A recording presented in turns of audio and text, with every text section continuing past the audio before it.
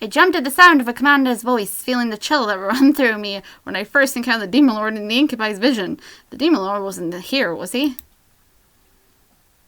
I peeked past the door once again to see the large, muscular man who I'd met when I fell into this world, barking orders at a large group of soldiers. They were all attentive and obedient towards each command he shouted. You all performed well in holding the Demon Lord off. But if we want to win this war, then you will need to become much stronger. We want to win, yes? Yes, Commander! Good! Then pair up and fight like you were fighting the Bastard Lord himself. Keep going until I give you clearance to stop.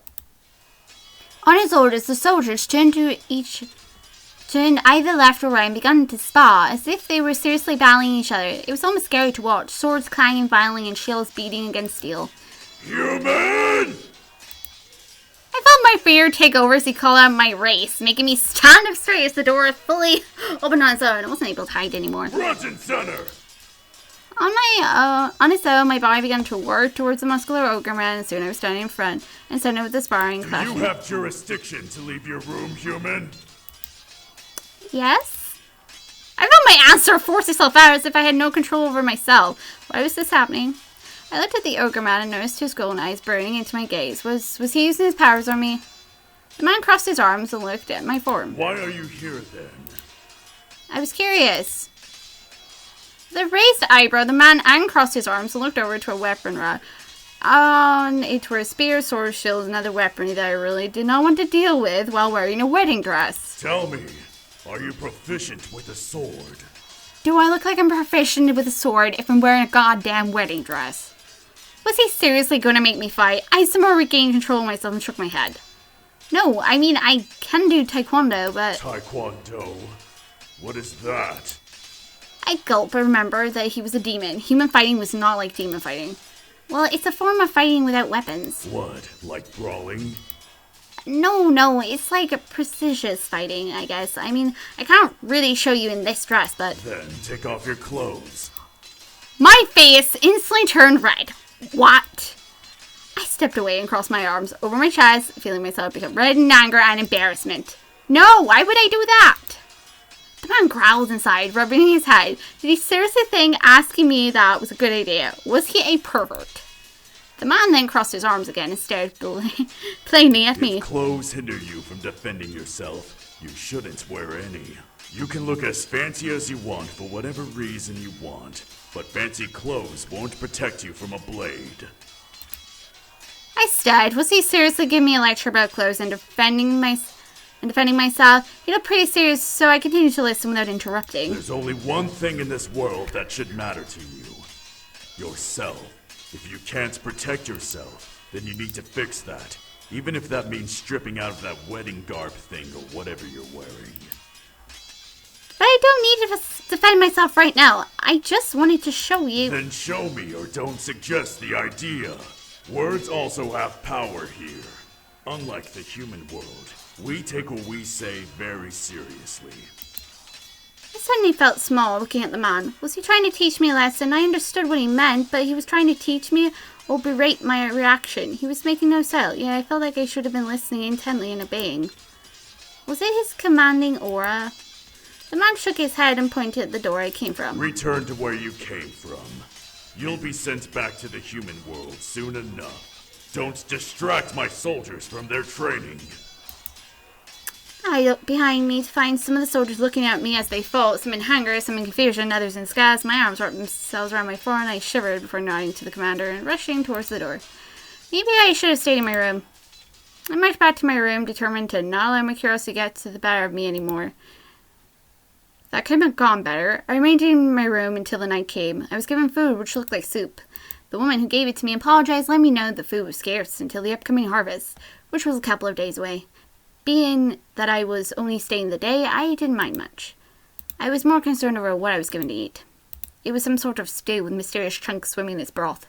It smelled surprisingly good, but who knew how it tasted? No way, no how. I was not in the mood to try out new things after what I'd been through, and there was something I wanted to try at all. A note rapped on my door, breaking me out of my train of thoughts. Come in. The door opened to reveal Diana with a plate holding things I recognized, bread and cheese. I had a heavy sigh of relief before Diana laughed. I suggest not trying that. As good as it smells, the taste would not sit well with you. Instantly, I moved the bowl to the nearby table, thankful that I didn't have to try it. Diana handed me the plate and nodded, reassuring me that what was on it was indeed what it seemed. It's not much, but it's human food. Eat up. I will. I began to chow down, feeling the hunger in my stomach dissipate with each bite and swallow. The food I was eating, surprisingly, was delicious, and I began to crave something to drink. Diana chuckled and formed a small goblet in her hand and filled it with clear liquid that I assumed to be water. I took it and drank it down, feeling my thirst quenched before I let out a sigh. I feel so much better. I can tell. Take a moment to finish eating, then we'll head for the ritual. I looked up at Diana, suddenly excited. Everything was prepared for? Was it possible to go home now? As if she read my mind, she smiled and nodded. We finished the main preparations. We just need to head over and we'll start. I couldn't continue eating. My mind went into an obsessive frenzy of wanting to go home. I stood up, moved the plate and goblet to the nearby table. Let's go. Huh? Are you sure? I nodded, not wanting to waste any more time. I needed to get home, and I was tired of waiting. Diana stared before nodding and heading to the door, opening it for me and exiting after me. She closed the door behind her. I began to feel my heart flutter in relief joy. I was heading home. Diana led me down the corridor to the war room where I had originally arrived to reveal the table covered in plants and artifacts of different kinds. None of it made sense to me, but I had only assumed that it was what was needed for the spell to work. Diana walked to the table and took note of what she saw, nodding. This should work. You're in doubt? Have to be after the last time we tried sending her home. Do we have a human anchor? No, you're on your own this time. But we'll make sure you survive casting it. This spell should work, however, because we'll be using energy material. It will only require a slice of your energy on top of these items, which your guard can refill immediately after this. Just make sure you don't die casting it. Diana smiled as her guard before turning to me. So, are you ready to return home? She didn't have to ask. I'm ready. Diana nodded once more before turning back to the table. She lifted her arms over the surface and lowered her head, muttering under her breath. Otenibris portas, apriat nobis, largiatur exidium. As she spoke, the table began to glow as she did. A dark purple aura began to surround her form as she lifted and arched her head back, staring at the ceiling. A glimpse of her eyes made me gasp. Warm golden orbs covered her red irises, glowing with magic. She was deep within the spell, and I could see it slowly draw energy from her body. The items on the table began to gleam wildly, light orbs floating from them and dancing in the air above the table's surface. They began to weave back and forth with each other, almost as if the lights were dancing to a silent tune. The other demons stepped back as Diana moved her arms up and pointed to the dancing lights. Her fingers pointed into the air, leading the lights to follow where it was directed obediently. She drew a large circle in the air, and the lights followed like a perfect trail, spreading out and forming a large void in the air. As they finally stopped moving, they burst into a bright light, causing the demons and I to cover our eyes from it. It engulfed the room, but died down just as fast, revealing a small tear in the air. Diana quickly leaned forward and dug her nails into it before pulling the tear. Dug her hands into it before pulling the tear apart, revealing my bedroom. Diana continued to pull the tear open, giving enough space for me to jump through. Hurry and go through! This is your chance! I wasn't going to let it go to waste. I gripped the bottom of my dress and rushed forward, using momentum to jump into the air and forward towards the void. I could almost reach it. I could feel the air conditioning of my room right at my fingertips. I was... She will never leave this world alive! Interrupted by Mr. You-know-who throwing a tantrum. The Demon Lord's voice rung through the air just as I saw my fingertips pass through the tear. What stopped the rest of my body was a red light and forcing me and Diana back from the opening. I felt my body fly backwards and slam into the wall before I landed on the stone ground. I heard Diana as well land beside me with a painful thud. I looked up, feeling my heart break as the tear began to wrapped in red lightning, zipped itself closed and vanished into thin air. No, this couldn't be happening. That should have worked.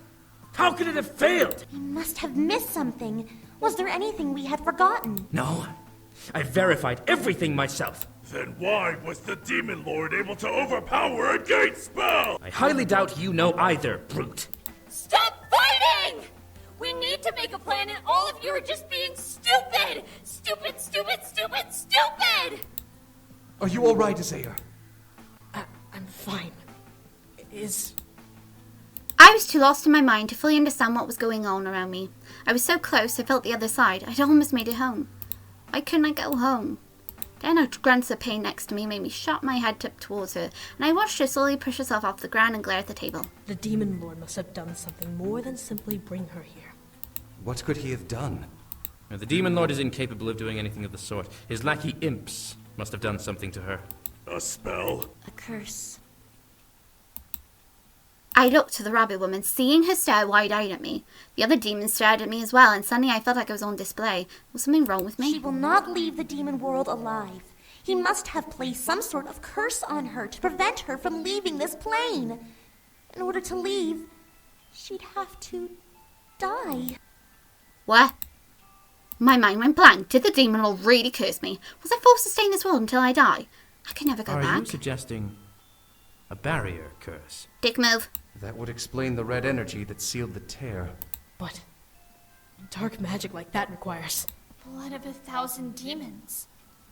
He must have sacrificed part of his army to cast a curse on her that would prevent her from leaving. The Demon Lord is that desperate for her. The only way to break that kind of curse is to kill the caster, the Demon Lord himself. She's trapped here until this war is over. My body began to shiver violently. The demon lord killed 1,000 demons just to trap me here? Why? Why? I slammed my fist into the ground and began to scream. I want to go home. Why? I could feel the sympathy and anger in the room, but I didn't care. I was beyond livid. I was far past broken. I was seeing red. Ah!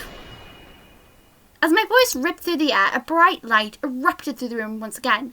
Everyone covered their eyes, but Diana quickly scrambled down on her knees and covered me with her body. She held me tight as the light invaded the space and slowly began to fade. As the light finally died, everyone moved their hands to see what was happening. What had happened? In the air was a white tear that was slowly opening, facing down towards the table. Something was coming. I could feel it in the air. The guard summoned his spear and pointed it to the tear, glaring at it and grunting. His Something's coming! Teeth.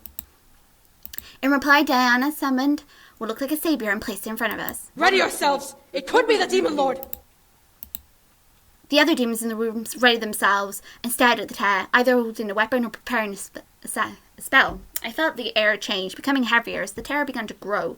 The energy around it began to pulse, making everyone in the room that much more tense. I stared at the tear as well, frightened as to what was coming. Was it the Demon Lord? His minions? My mind began to cycle through fearful ideas of what was about to appear.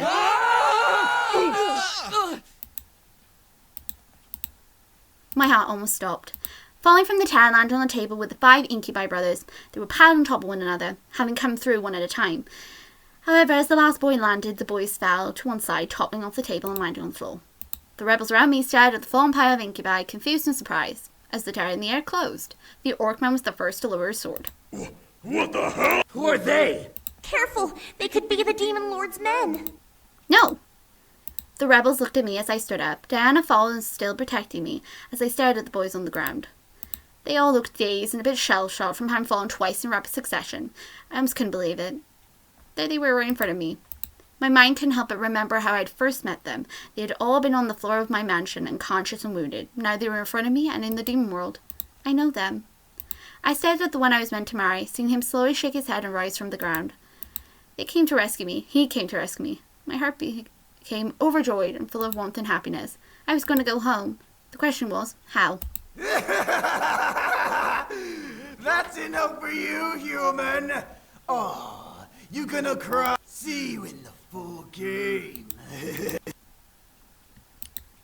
So yeah, that was the end of James's route. Oh, but it seems that the demo is far from over. Now that we've completed all the boys, another route has popped up, and I believe this belongs to Diana. So we're going to be going on this route next, and then we should complete it unless another one's going to pop up. I don't know whose this is. I believe this is Diana because Diana is purple. So let's head off and do Diana's route. See you guys next time in more Seduce Me to the Demon War. Bye. Thanks for watching.